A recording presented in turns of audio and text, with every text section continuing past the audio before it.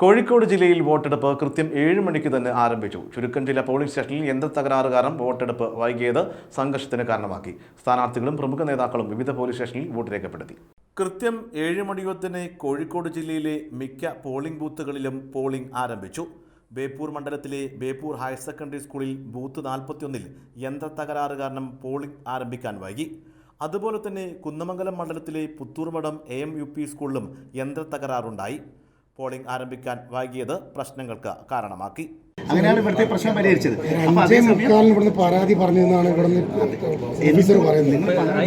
നമുക്ക് ഒരു LICയിലേക്ക് നമുക്ക് എഞ്ചിനീയേഴ്സിലേക്ക് മൊത്തം കംപ്ലൈന്റ് ആണോ കോഴിക്കോട്? ആകെ ഇവിടെ നമുക്ക് ആകെ 3 സ്ഥലത്തുള്ള കംപ്ലൈന്റ്. ഒരു കംപ്ലൈന്റ് അറ്റൻഡ് ചെയ്യാൻ ഇവിടെ വന്നിട്ട് ആകെ 10 മിനിറ്റ് എടുത്തിട്ടില്ലല്ലോ. ഇവിടെ വലിയ പ്രശ്നം ഉണ്ടായിരുന്നില്ല. മെഷീൻ അത്തോളി കണ്ണിപ്പൊയിൽ 142-ാം ബൂത്തിലും പോളിംഗ് മെഷീൻ പണിമുടക്കി.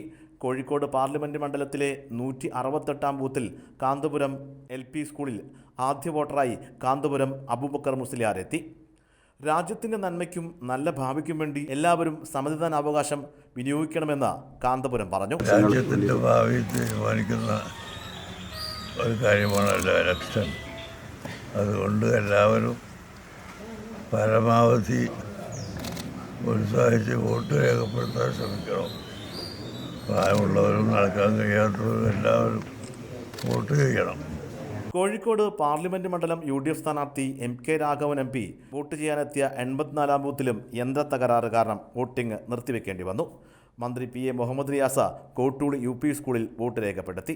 കോഴിക്കോട് ബിഷപ്പ് വർഗീസ് ചക്കാലക്കൽ മലാപ്പറമ്പ് AUP സ്കൂളിലാണ് വോട്ട് രേഖപ്പെടുത്തിയത്. LDF സ്ഥാനാർത്ഥി Elamaram Kareem medical college Xavier's സ്കൂളിൽ വോട്ട് രേഖപ്പെടുത്തി.